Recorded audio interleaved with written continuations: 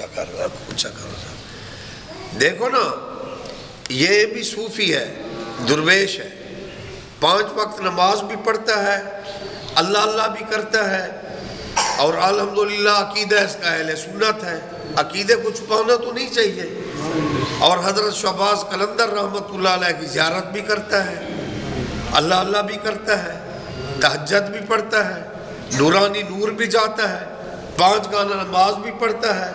اتباع شریعت کے بغیر تو فقیری نہیں مل سکتی۔ اس لیے میرے مرشد حضور شاہ سلیمان پیر پٹھان رحمۃ اللہ علیہ نے فرمایا، خلاف پیمبر کسیرہ گزید کہ ہرگز بمنزل نخاد رسید، محال است سادی کے رائے صفا، تمام رفت جز در پہ مصطفیٰ۔